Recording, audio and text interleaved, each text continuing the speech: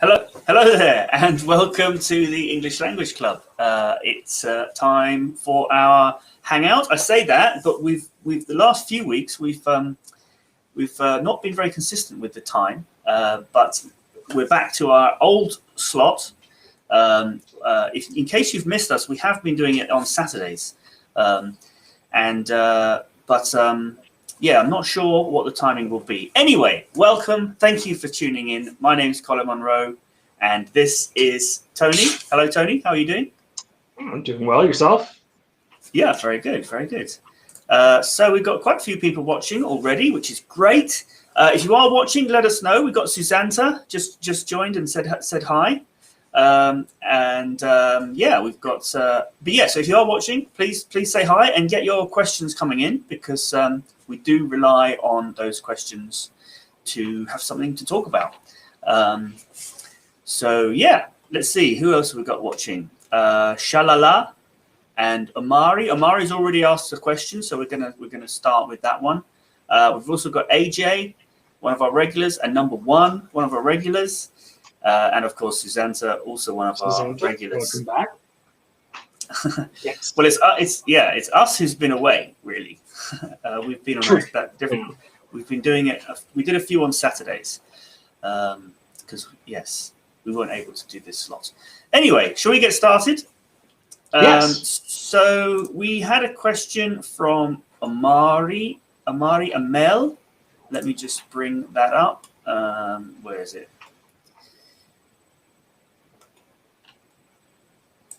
Lost it now. It's about the reported speech. So they say, I have a question concerning reported speech. Are we supposed to change the tense between brackets when we are reporting facts, or not? Since it's a fact and it can't be changed. So reported speech. So reported speech is when you say, well, Tony might say to me, I like sausages. And then I go later on and I say to my friend, another person, Tony told me that he likes sausages. So you're reporting what someone else has said. That's reported speech. Now, it does get a bit complicated with the tenses, because you can change the tense, and this is what Amari is getting at. So I could say, Tony told me that he liked sausages. Or I could say, Tony told me that he likes sausages. But it gets a bit complicated depending on the situation. So Amari, maybe I was just going to say, Amari, if you could give us an example, and then we can talk about that specific example. That might be more helpful as well. But go ahead, Tony. So sometimes it's obvious, it's common sense, right? Like if 15 years ago, I told Colin, I'm building a boat. It's really fun. And now Colin says, oh yeah, Tony told me he's building a boat. Well, no, that's nonsense now, because he was building a boat 15 years ago. Now you say, oh, Tony told me he was building a boat, or Tony told me he built a boat.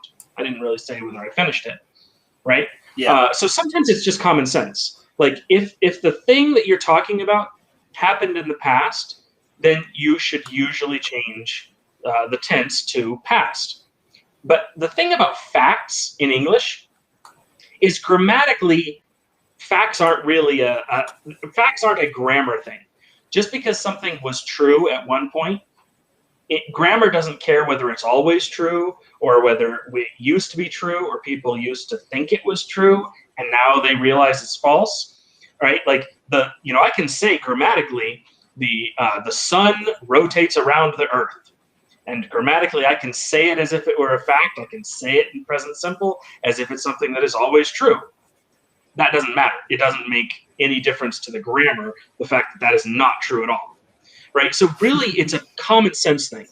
If you would say something and you realize that doesn't make any sense, if I say it in present tense, that's when you would change the tense in reported speech. Yeah. So another another example that I heard was about like watching a movie. My friend John said he liked the Lord of the Rings films. Maybe he actually said, I like the Lord of the Rings films. Then I could say he liked them. Now, in that case, he might still like them, but he's watched them in the past. So in this case, it's sort of, you could use either. So yeah, I hope that's helpful, Amari. Let us know if you've got any follow-up questions or some examples that we can talk about in more detail. Okay, so we've got lots of questions coming in from Susanna, which is great. So let's get on to the first one of those. Susanna says, what he said was taken out of context. What does out of context mean? That's a great question, because it's very important. That's a very important idea. So context. Well, context is like the situation surrounding what you're saying. So specifically, it's the information that was there when you said it that makes what you said make sense, right? Yeah. For instance, if we're talking about reported speech, you could say, the other day Tony screamed for no reason. Well, but if you were there, maybe you knew that I screamed because a rock fell on my head, right? That's the context. Like, it makes sense that you would scream if you know what happened. Yeah. Right? Yeah, I mean, in fact, I'm quite a big fan of space travel, and today there is a rocket launch happening. You can watch it on YouTube. Don't watch it now because it's already live, but it probably won't actually happen until after we finish. So that's what I'm. I have it open in another tab, and it's right now. It's just like hazy. Okay, but anyway, there's an example. The press always loves to to kind of make things sound more, to exaggerate. So they deliberately take things out of context. And I remember maybe a year ago, they were doing this test launch to test this safety system where the bit of the rocket comes off the top to keep the astronauts safe. And they knew that the rocket would explode when that happened. So, but the press said, when they did this, the press then said, the headlines were SpaceX rocket explodes during test to make it sound like it was an accident. So they're sort of taking things out of context. Right. And they do it deliberately to make it seem more exciting. Exactly. Yes. But normally when people say this, they're complaining that you're saying what someone has said, but you're misrepresenting what they meant. Yes. So yes, they did say that, but what they mean is not what you are implying that they meant. Right. So it's a way of making someone sound like they said or did something bad, when actually, if you look at when they said it made sense and it wasn't a problem. And so that, news people get accused of this all the time. Taking quotes out of context and making them sound bad when they really weren't. This happens a lot. Yeah. Great. Okay, so I hope that's helpful. Let's move on I saw that we also have Zahira and Mohammed watching on Facebook with us. Welcome. Yep. Hello there. So yeah, we're live simultaneously on YouTube and on Facebook. I was thinking one day I might do Instagram as well at the same time, although that would be a little bit different. It wouldn't be through the same system. But anyway, so let's look. The next question. Susanna says, what does give it some space mean? So here we kind of need, it would be useful to have a little more context, speaking of context, because it could mean different things in different contexts. Well, most of the time when we use the phrase give it space or give them some space, what we really mean is time. Yeah. Right? Wait. Let them be alone for a period of time. The phrase give them some space means it comes from when like someone's having a medical emergency, especially 100, 200 years ago. if someone was having a medical emergency, they sometimes thought it was because there wasn't enough good air near them. So they wanted everyone to back away so that they let all the good air surround the person. So that's why, they say, oh, you see on the movies or something, a medic will be standing over someone, give them space, give them space. It just comes from this weird sort of tradition that you need to give people room to breathe, even though you can breathe as long as there's air. It doesn't matter how many people are around you. As long as there's air, you can breathe. And so this has metaphorically been, expanded to when someone has a problem. We say, when we say, just leave them alone and let them heal, we say give them some space. But we also talk about problems this way. When there's a problem, you might say, give it some space, give it some time, and either it'll fix itself, or at least you won't be as horrified by it, right? So much of the time when we say, give it some space, give it some time, we're talking about, a person who just got into a fight, or we're saying, after a relationship breakup, say, just give it some space, give it some time, you'll heal. You've heard the phrase, maybe time heals all wounds. It's kind of a similar idea here. But sometimes it is more specific, more detailed, but I can't think of an example off the top of my head. Yeah. Yeah, so let us know if that's helpful. Maybe because it can mean different things in different contexts. So if that's helpful, let us know. But yeah, let's move on to the next question. I think the next one, we've got quite a few other comments in the meantime. Yeah, so Susanna says, to say that I was surprised by this outcome would be an understatement. Can you explain this meaning? So understatement there is the unusual word. What does it mean for something to be an understatement? Well, an understatement is when you specifically say something in a way that doesn't make it sound like a big deal, when it is actually a bigger deal than what you said. So you're deliberately saying something, less excitedly or whatever. So, for instance, in this case, if someone said, I was really, really surprised, that would not be an understatement, right? Whereas if they say, I was surprised, but in reality they were really, really surprised, then that's an understatement. So when someone says this, to say that I was surprised would be an understatement, means they're saying, I was really surprised. Like, just to say surprised would be an understatement, because I was actually really surprised, right? Yeah, and sometimes we also use this, we use the word understatement to kind of say, to comment on what someone else has said, in order to sort of say, to kind of agree with them, but almost to say that they're not exaggerating enough. Like somebody might say, we might go to the cinema together, and you might say to me, that was a good film. And I might say, that's an understatement, meaning I think it was a really good film. And that he should be saying, he's understating how good the film was. Though I think oftentimes you hear people say this when someone has actually made an exaggeration, but you think they should have exaggerated more. Like saying, that was a terrible movie. And someone says, what an understatement.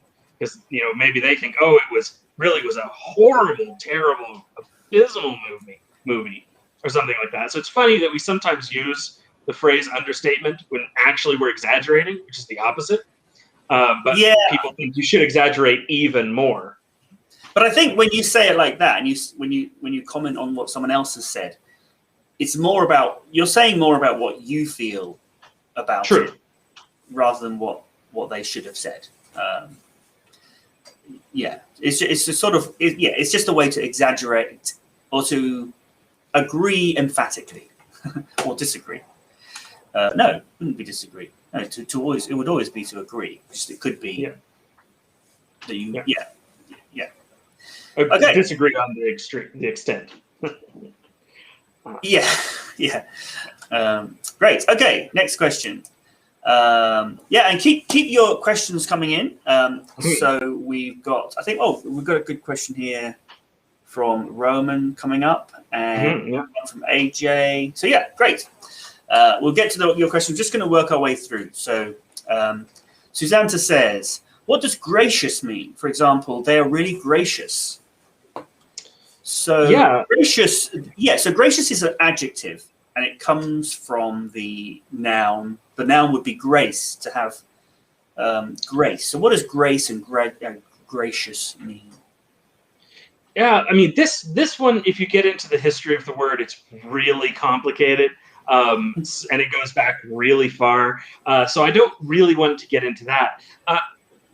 Grace, as a description of someone, an adjective, or a noun, like someone who's graceful or gracious, is all about how much control you have, so to speak.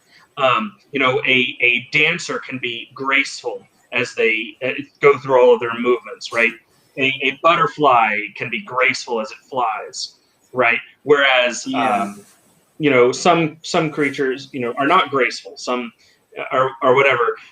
It's also connected to the reason we use gracious in this way is it's connected to nobility or royalty, where people like nobles or royals were expected to be the most in control of their emotions, the most in control of their reactions.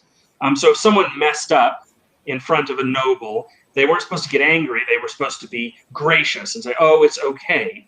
And so that's where this idea of graciousness comes from. It really comes from you kind of being in control of your emotions or in control of your responses. But what it has kind of become is just meaning that you're not, you're very gentle or very kind, very forgiving, right? So if someone messes up and they if you mess up and someone graciously gives you a second chance, right?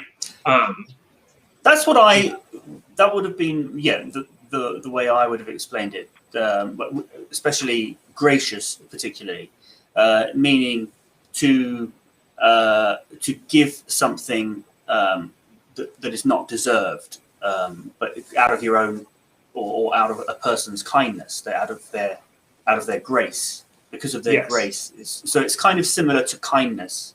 Mm-hmm. In that sense, grace is a religious term. That means giving something that's not deserved. But again, all of those things, the history of how these words are all related is a bit weird, even for me. Okay. So I hope that's helpful. But gracious is a complicated word. Okay, AJ in Monaco says, why are people saying, "May the 4th be with you" today? I forgot about this. We mentioned, we noted this last week, that today is going to be the 4th of May, so that means it's Star Wars Day. So we were going to do a kind of Star Wars questions. But we didn't really think much about it. But May the 4th, because May the Force be with you is a phrase in Star Wars. May the 4th has become known as Star Wars Day to some people. If you like the Star Wars films, let us know. Let us know what your favorite one is. Do you like Star Wars, Tony? I used to. Does that mean you don't? Star Wars in a long time. Right. Does that mean you don't anymore? I don't know. I liked the original ones. Yeah, I mean they were clearly the best. Anyway, okay, let's move on. So let's see. Right, Zahira. Zahira says, "What clues can you give me to avoid being stuck in a conversation? Sometimes the ideas are very present in my head, but then when I want to say it, words fly from my tongue. Any trick to overcome this?" So you mean they don't fly from your tongue? Like you can't... Actually, that saying means both. That saying means both things. Flying from my Yeah. tongue means like away instead of out, but also words fly off your tongue. I suppose, yeah, fly That's a from weird your tongue. saying. Yeah, flying But from your yeah, tongue kind of means like it's out of your head. Fly off your tongue means that you say them very quickly. So it's a weird saying, a weird idiom. Yeah. So I think most people can probably relate to this. Even even native speak, even people speaking in their native language are gonna have this problem sometimes. And I guess it ties in with something we talk about a lot, which is fluency. People always want to know how they can improve their fluency, and this is sort of one symptom of fluency. So, what are some of the tips that we've given that could be appropriate here? Well, one of the things I really like that you've shared in the past is the idea of rehearsing a set of things that you can say about yourself, and that by doing so, you're not just figuring out ahead of time what you want to say, but you're also practicing using that system, like the things from your memory, and then saying readily and fluidly, right?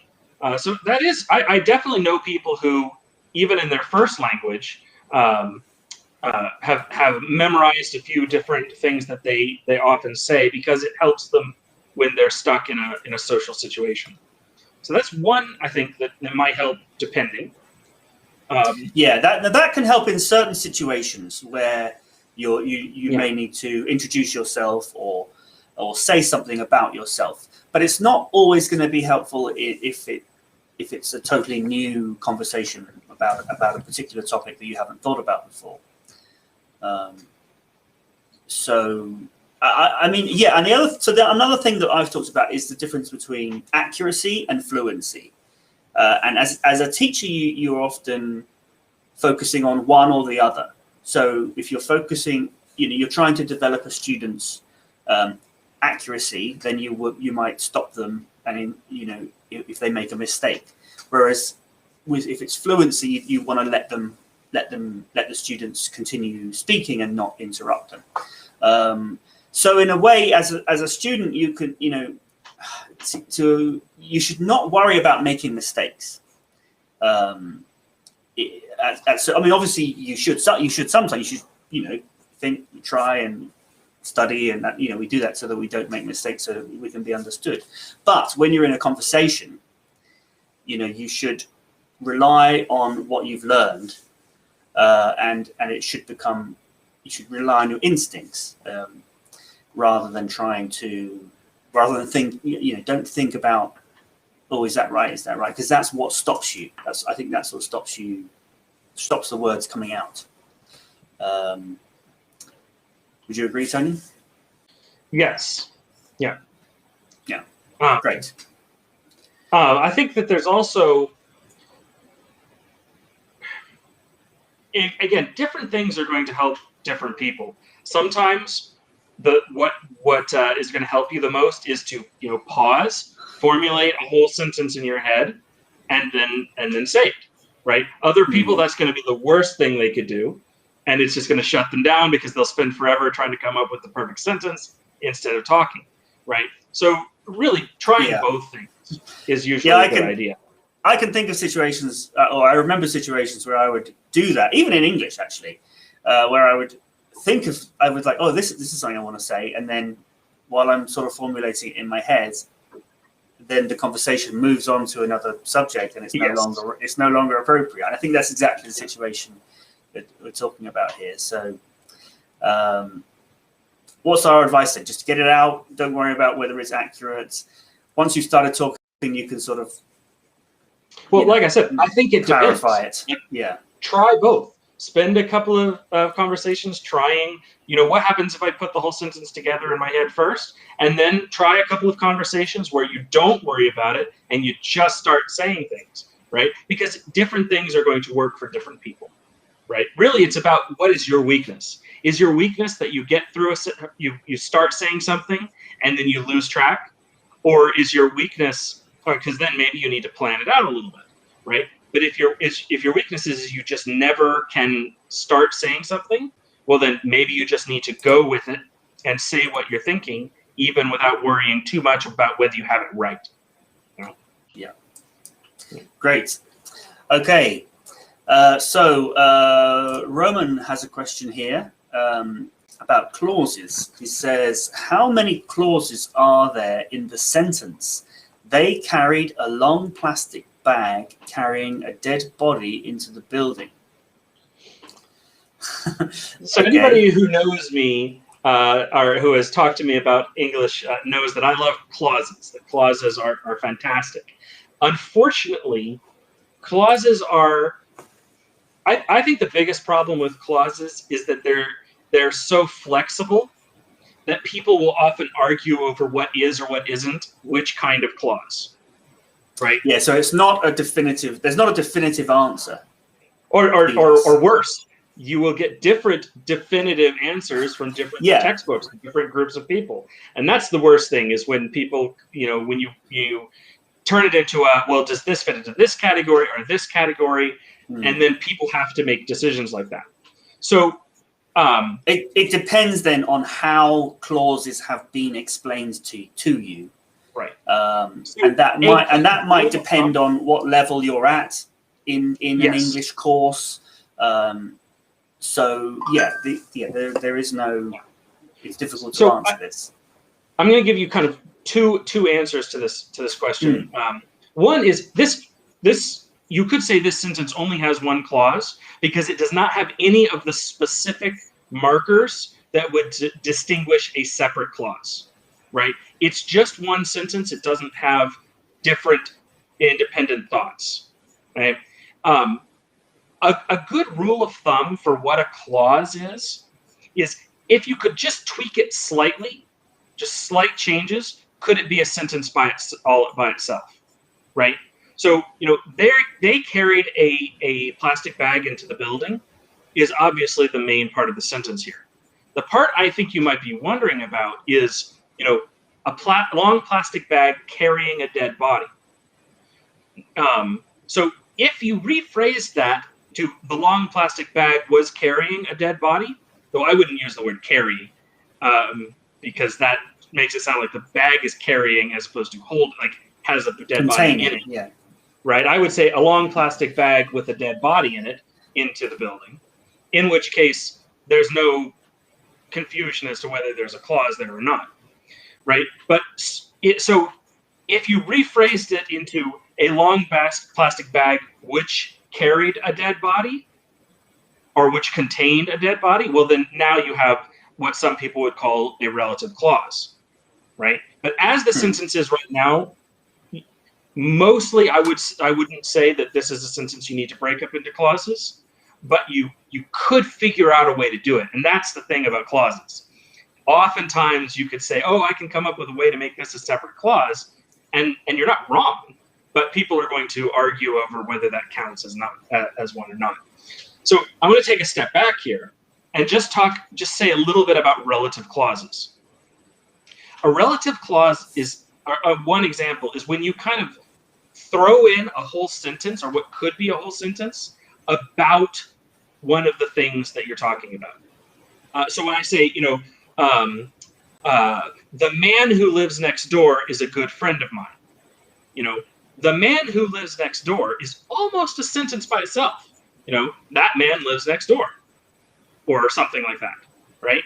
But I took that whole sentence worth of information, basically telling you who this man is. That's the man that lives next door. And I stuck it into the sentence, the man is my friend, right? And so you could say that's what's going on here with the plastic bag. It's the plastic bag which is carrying a dead body, right? Yeah. And so you stuff that extra information about something into the sentence. It's a good, that's an example of a relative clause. Yeah, but don't you punctuate relative clauses differently? Like if it was a relative... It totally depends. I remember one explanation that I heard is that because you've got defining relative clauses and non-defining relative clauses. Right. So in that case, that would have been a defining relative clause, your example. The man, no, would it? Well, a defining relative clause is when it without the clause, the sentence doesn't make the same doesn't make sense. Like you could say, the man is my friend. I mean, it really. Well, let me give another example. Like the driver who won the race was very happy. So the clause who won the race is specifying which driver you're talking about. Whereas you could take that out and you say the driver was very happy. We don't know which driver you're talking about. Yeah. But also, some people will say a short relative clause doesn't need commas. A long relative clause will. Again, clauses are you get very different answers depending on where you get your information about them, which is frustrating because clauses are really cool, and relative clauses are a good example of a really easy way to expand and your sentences, make them much richer and more complicated. And so people try to explain them, but really what ends up happening is you wind up getting all these different definitions. So I don't worry too much, especially in spoken, you don't use commas. I don't worry too much about those sorts of rules, and just say, you're just basically putting a sentence's worth of information in your sentence, right? They carried away a long plastic bag that had a dead body in it, right? That just makes it, a much more interesting sentence than, they carried a dead person away in a plastic bag, right? Yeah. Yeah, great. Okay, so it's a great example of how. Yeah, it's a great example of how we can, we talk about rabbit holes. You can go down a rabbit hole with grammar, and the same with phonetics, and then it becomes more about trying to learn a certain set of rules, which at the end of the day is just the way that one person or one group has decided. I've got a bunch of rules that these people have decided to try to explain something. But then you might there's always other groups that disagree and have a different way of explaining things. Now, it's useful to study clauses and grammar and things to help you understand, but trying to come up with a definitive set of rules is not always possible. Or at least it's not that I wouldn't say that it's impossible. It's that people have differing opinions on how to formulate them. So, example, Roman just added the detail that his school defines clauses as the presence of a verb and a predicate, right? Which happens to be the way I like to think of clauses, but it's not the official way that I have been taught, or that the curriculums I have been forced to use have taught. So, in that case, you're talking about carrying. But remember, carrying by itself is not a complete verb, right? It is part of a complete verb, or it could be an adjective, right? I agree with you. At that point, if you think of carrying as the base of the clause, then absolutely you can define that as a clause. But if you're more specific and say, no, it has to actually be a complete verb, as opposed to just part of a verb, then it's a lot harder. But carrying is acting as the verb of that clause. It's just not a main verb, and so it can't be a full and complete clause by some definitions. Okay, it is an interesting question and an interesting topic, and I'm sure people would disagree and debate for sure. forever. So let's move on. Otherwise, we will be here forever. So Lucy says, "Hello. Do you have tips for making a good academic essay?" This again is a question that's come up dozens of times. This is difficult. Tips for writing. Yeah. An academic essay, again, is something like I've taken an entire semester to teach before. It's a very, obviously, a massive subject, and it depends on what level you're at, right? The idea, a good example is the 5-paragraph essay. A 5-paragraph essay is a great way of teaching people to write an academic essay if they don't know how to do it. You think of what's your main idea, and you think of 3 things you want to say about that idea, right? And then for each of those 3 things, you think about, well, what do I need to say to make sure people understand it, right? And so each one of those 3 things, you write 1 paragraph about it, right? Ding, ding, ding. 1 paragraph about each of those 3 things. Then you write an introduction saying, I'm going to explain these 3 things, basically. And then at the conclusion, you say, I explained these 3 things, and this is what you should think about that. It's very simple. It's very easy to do, and it's a really useful tool. If you're like a graduate student at university, I would never tell you to write a 5-paragraph essay, because at that level, it's just considered too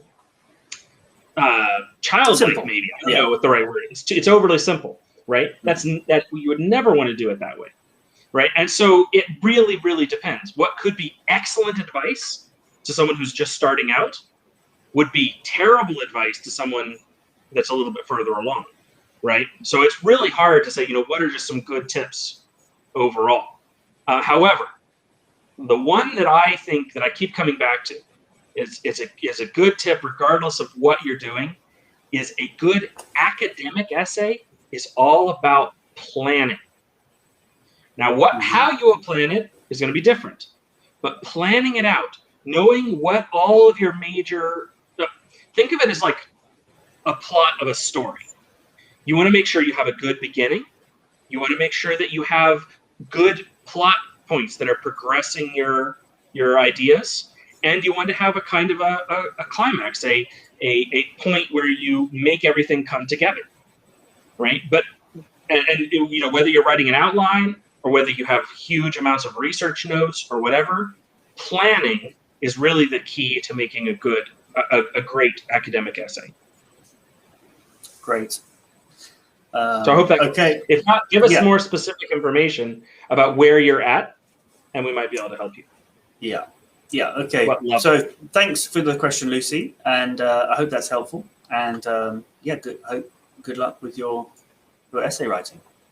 Lucy says she's in university, so that makes sense. Planning, writing outlines. Right. Okay. Osgur has a question. I have problems with intonation and putting the speech into correct chunks. How can I improve it? Okay. Now this kind of ties in with what we were talking about earlier about fluency, I think, and but with more of an emphasis on the pronunciation. I mean, it's one of those things where there's not really any tip we can give. Things just take practice, and if you keep practicing, you will improve. Especially, I think things like intonation are more. Definitely, as you become more fluent, your intonation will improve because it's more. For sure. Your emotion, or you're just adding meaning through natural pauses and intonation. That's what intonation is. So it's difficult to.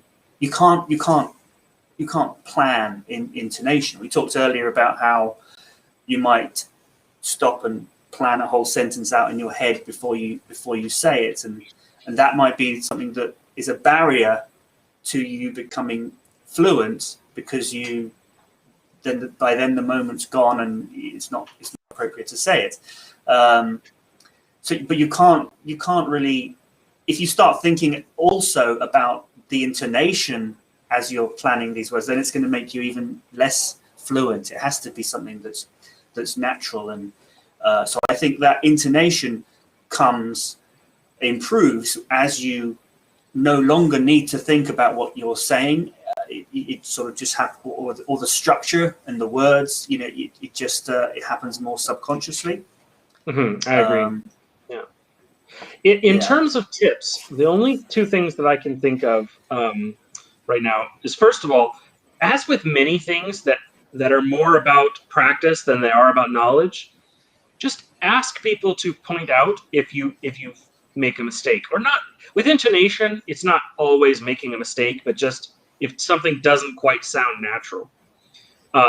It's one of the most frustrating things, but I always try to correct my students when they make a mistake, even though it can be frustrating and it can be embarrassing, just because that's how we learn things, right? So even if someone doesn't do anything wrong, but they say a sentence in a way that doesn't sound natural, then, so if you have people that you're practicing with, ask them to tell you, your spacing or intonation on that sentence wasn't quite right, and have them repeat it for you the way they would say it.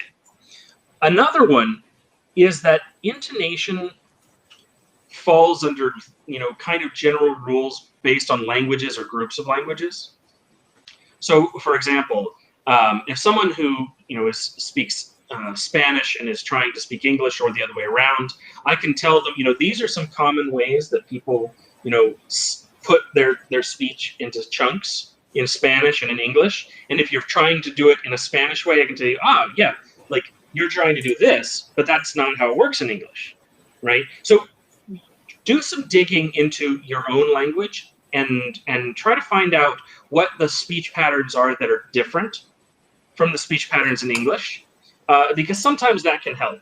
If there's a specific pattern that you're falling into over and over that just doesn't exist in English, then sometimes just realizing, that's what's going on there. This is just a really common language in Farsi or Hungarian or French or Arabic or whatever that doesn't exist in English. Well, there you go. That might help you out.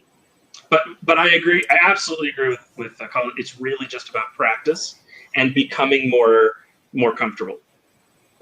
Yeah. Okay. So I hope that's helpful. Let us know if it is. And if you have any more questions, please let us know. So we've got another question from Susanta about another expression. They say, oh, right. I remember an idiom, fly the handle off the hammer. I seem to have forgotten. Can you remind me?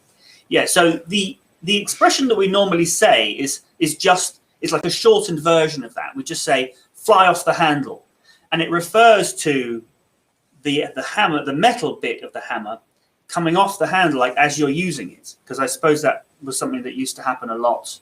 Oh, it's not just used to. I mean, anybody who's used an axe to split firewood, the axe handle can just come flying off. It absolutely happens, and it's a really big deal if you're swinging an axe and the axe handle flies off. I think maybe you need to get a better axe. I think it really happens a lot less now than it would have done in Middle Ages when they had like blacksmiths and things, which I reckon is when the expression. No, I think that you're assuming that they didn't take better care of their tools than people tend to take care of their tools now. I don't think that's necessarily true. I mean, yes, a blacksmith is the one it's going to happen to because they're hammering all day long. Well, when I used to cut firewood, and when I was chopping firewood all day long, the handle would come off 2 or 3 times a month, even if you're taking good care of your tools, just because you're using it so much.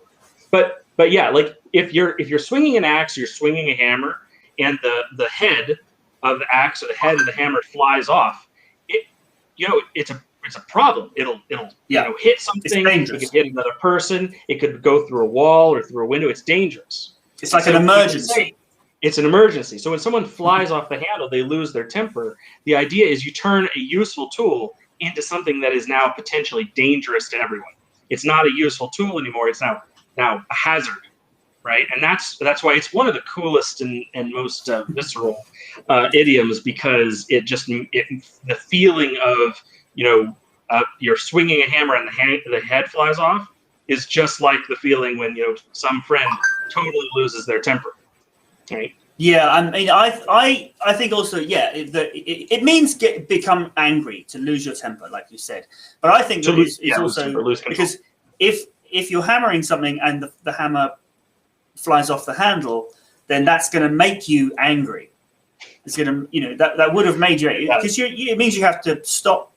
You don't get your job done. You have to go and do another job to fix the hammer, to come back and then finish the job you were working on. So it sets you back. It makes you angry. So it's become a metaphor for somebody getting angry.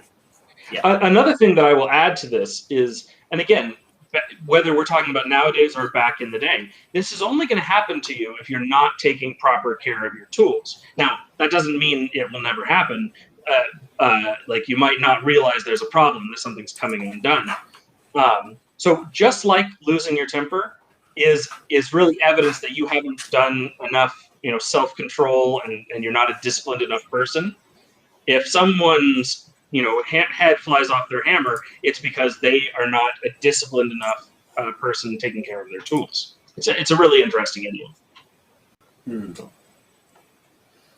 Okay, so we've got a couple of questions from Sumit here, which, so can you please describe about Walt Whitman?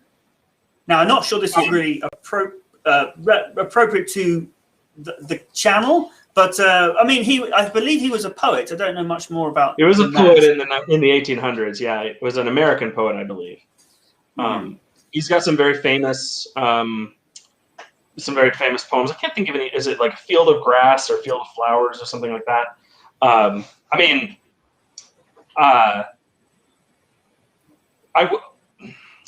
will say you don't use the word describe and about together like that. Yes. You would. If you asked us to describe Walt Whitman, you're asking us to tell us a little bit about what he was like or what he looked like. Or you could ask us to please tell us about Walt Whitman, but you wouldn't say describe about. Or you could say talk about. Talk about. Please talk about Walt Whitman, yeah. Mm-hmm. Or tell us about, or whatever, I'm not enough of a fan of Walt Whitman to be able to tell you any fun, my favorite part, like I would about, Robert Frost or some others. But okay, but another question. Similarly, so it says, what does Brahma bull mean? Explain it if you know. Now, Brahma. This is not really English, but I believe. No. Oh, sorry. Go ahead. Yeah. Yeah, I believe that Brahma is a type of a specific breed of cow. Yes. And it's also a beer. I immediately think there's a Brazilian beer called Brahma, which I immediately think of when I see Brahma. But I think that comes from the breed of cow. Yeah, Brahma is a breed of cow. Yeah, exactly. And there's different kinds. So there's American Brahma. There's I forget what others. But it's just a kind of cow. So a Brahma bull would be a male of that kind of cow. But it has lots of other associations and connotations. Lots of things get named after the cows, like Brahma beer. But then it also is named after something that's older and it's complicated and stuff like that. So I'm not sure if you have a specific question, but or if Brahma bull has a slang connotation. I'm aware of some slang connotations of it, but yeah, it's generally one way or another referring to the kind of cow. Yeah, I had a similar question about the word sidewinder by a student friend of mine, and she said, "What does sidewinder mean?" And I thought, well, there's lots of things that are named sidewinder, but I think the original is a snake, a type of snake. Yeah. I think it was a lyric. It was used as a lyric in a song, kind of metaphorically as well, which made it even more difficult to understand what it meant in the context. There's a lot of words like that have an origin, and then lots of things are named after them because of some characteristics, so they're kind of being used metaphorically, which then it means they kind of gets used even more non-literally. So especially when something its name comes from a place name, right? And so a thing gets known for where it's from, and then other people start referring to the thing, not knowing about the place name. It can all get very confusing. I've heard people use the term a Shetland of something to mean a miniature, like a small, like it was a Shetland car, meaning a tiny car, like a smart car or something like that. And that comes from a Shetland pony, which are miniature horses. But Shetland ponies are from, I believe it's I don't know if it's one island or the Shetland Islands. I think maybe it's the Shetland Islands. I forget. Shetland Islands, It's basically the top of the UK, I think. Or is it? Well, it's not the Faroes. Faroes. I guess. Yeah. Shetlands. Isn't the Shetlands further? It doesn't matter. So there's some islands off the coast of Great Britain, somewhere called the Shetland Islands or Shetland Isles in Scotland. Yeah, and there's a breed of miniature horses that go there, and they're from there. They're called Shetland ponies, and so then people use the term a Shetland something to mean a tiny one, a miniature, right? But people don't realize, well, that's coming from the name of the islands, not really from the name of the horse. So words can be funny, and the history of words can be really interesting, or sometimes really frustrating. Yeah, I just quickly looked at the map. It is off the top. The Faroe Islands are even further north. The Faroes are further. The Shetlands are east a little bit, close to Norway as well. Closer to Scotland, but towards Norway. Anyway, now we've got a good question here relating to the previous subject we were talking about fluency. So Zahira on Facebook says, is shadowing, repeating after the speaker, a good thing for fluency? What's your opinion on that, Tony? Now, that is a very interesting question, shadowing. As a teaching technique, it comes up, and so this is the tricky part. It's not the repeating after the speaker that is as big of a deal as comparing what you said to what the speaker said. Right? That's what's really helping your in terms of your brain learning it. And that's something that isn't always going to work evenly. If you're sitting at home, you play a scene from a movie on your TV, then you rewind and you say it again, you say it, and then you play it back. Yes, that is useful. How useful, how helpful is hard to say. But if you're repeating a phrase and then someone is telling you, no, you made this slight error, or oh, you made this slight error, well, that's really helpful, right? Yeah. But it's really the correcting and practice, like you're corrected and you do it again. It's having someone listen to you. Yeah. Yeah. It's like playing an instrument. You can play the same, you can play a song that you've seen on a video over and over and over and over, but unless you can tell what mistakes you're making and how to fix them, it's not perfect, right? It's not gonna. It's still helpful, but it might not be as helpful as you might think. So it's really the getting corrected part that I think is the most important. But I think it also has some value in becoming accustomed to saying those words. Now, there's both from a vocabulary and a grammar, but also from a pronunciation point of view, because we always say, pronunciation is physical, and when people have problems with pronunciation, or if they make mistakes with pronunciation, it's often because they're not accustomed to physically doing what they need to do. So this form of sort of repeating after a speaker, of shadowing, can be a good way to become accustomed to pronouncing in the correct way. But also for using, it can help you to remember words if you've actually said them out loud, or phrases. If you said them out loud, it just helps to remember and helps you to use them. Even if you then switch out some of the vocabulary to use that grammar in a different way, or to say a different thing. So I think it can be helpful. But I agree with you. It's as much about the person you're working with listening to you and correcting you with you. Yeah. That's a really important part of it. Now, that said, I mean, if you're specifically talking about fluency, then anytime you're practicing speaking, you're building your confidence, right? If you've done it before, especially if you've done it many, many times, you're going to be more confident about it. So it is, of course, going to be helpful for fluency. But again, if you can at all, practice where someone can listen to you and tell you where you're making mistakes. That is usually better. Great. Okay, now we've only got 5 minutes left, and we've got really great. No, four. Yeah, 4 really good questions. So we've got 2 from Rashida, then one from Sunil, and then one from I'm going to call you Ed. So yeah, and then we're going to have to stop there because the questions are we're definitely going to spend that time on these 4 questions. So Rachida says, what is the difference between news reports and narratives? So I thought this is a good one for you, Tony, as a writer. Well, I mean, they mean, so the core idea of what makes a narrative is that there is a story, right? Yeah. So a story has to have like, a beginning, a middle, and an end. It has to have like a plot, so to speak. Events connect to each other. A news report sometimes has a narrative, and sometimes it does not.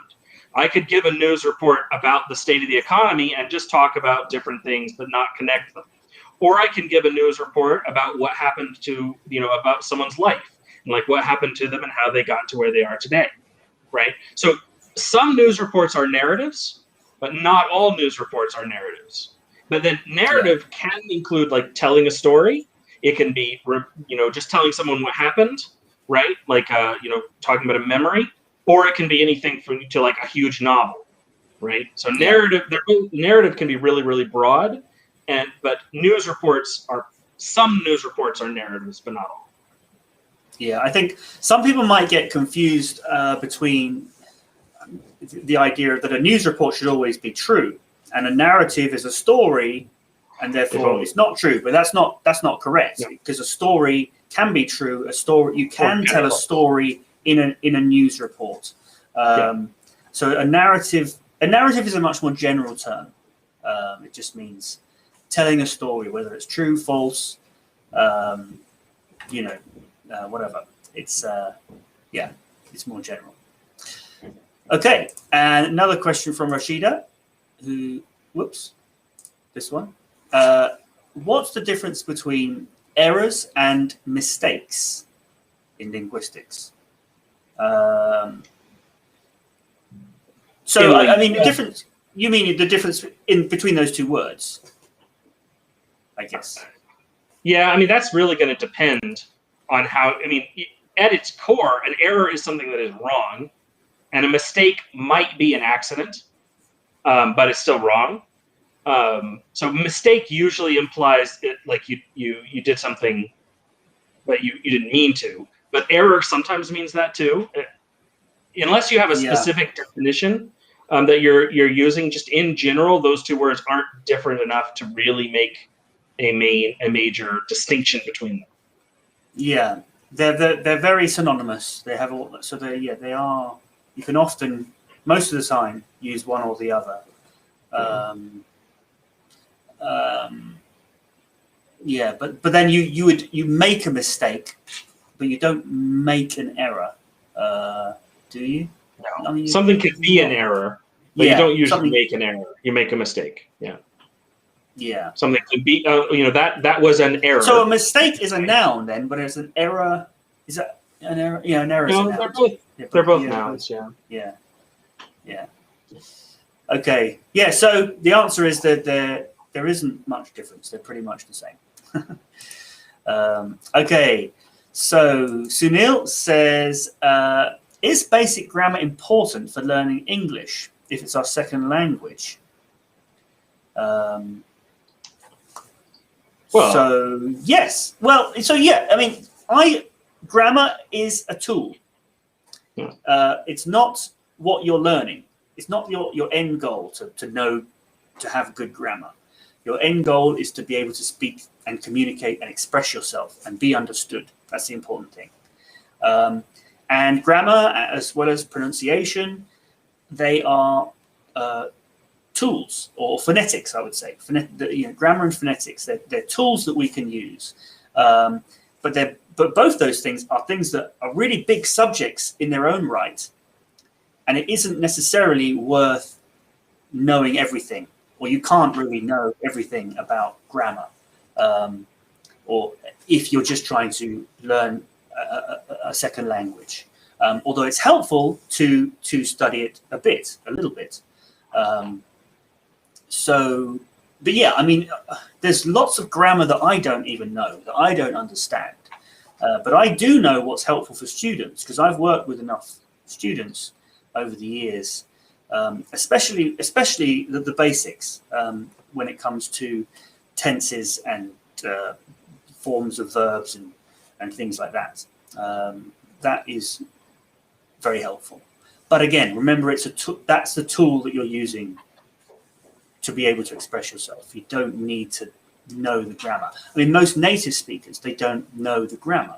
They just speak intuitively. Yeah. Right, but there's a difference between not knowing the rules and not following the rules, right? Yeah. So it's not, knowing the rules is not necessary for speaking a language, but following the rules, at least the basic rules, is necessary to be understood. Yeah. Yeah. Of any language. Yeah. And since the rules are different, like if you're going from two languages that are very, very similar, then you might not have to study any grammar at all. But if the grammar rules of your two languages are very different, you're obviously going to have to study some grammar. Or at least practice using it correctly. Yeah. Mm. Okay, and Edu says, what's the difference between let's and let us? So this is a very simple answer to this question, and that is, there is no difference. The difference is just the way it's written. This is just a contraction. Right? Well, unfortunately, not necessarily, because we do not use these two in the same way. No one ever says, let us go to the grocery store. No. But they might ask will you let us go to the grocery store? So you would say, let's go to the grocery store. But if you're asking a question, you would say, will you let us? Or if it was negative, someone was like, well, they wouldn't let us go to the grocery store. But no one ever says let us by itself as a verb. It's always. But it is a contraction. It is a contraction. They do mean the same thing. They're just used in used in different ways, unlike other contractions, which are instead of them being like both are okay in all situations, some of them, like in this one, the contraction and the uncontracted form are never used for the same thing. They're only used for opposites. Generally, let's is positive if you're just saying the sentence, but if you're going to make a question or a negative about it, you have to say let us. Yeah, I think let's. You wouldn't let us do stuff. You say they wouldn't let us do stuff. Or if it's a question, will you let us do stuff? Well, let's is used for making a suggestion. Let's go. Yeah. Or let's go here first. Or it's more. It's kind of somewhere between a suggestion and an imperative, I suppose. Yeah. But interesting. I suppose they're not the same. They're the same on one level, but not on another level. So great question. Thank you for that. And that's going to have to be the end. We've got a couple of comments afterwards. ZB says hi. So hi to you. If you're just joining us, you've missed the whole thing. And same to you, Jack. But anyway, hi to you, Jack. Hope you can go back and watch from the beginning and enjoy it. Jack is always very gives us lots of questions on our Discord channel, which we often start the stream with. So if you're interested in joining the Discord chat and if you have any questions for the next live stream, then feel free to join us there. And we'll start the next stream with those questions. So anyway, thank you very much for watching, and we'll see you next time. Bye-bye.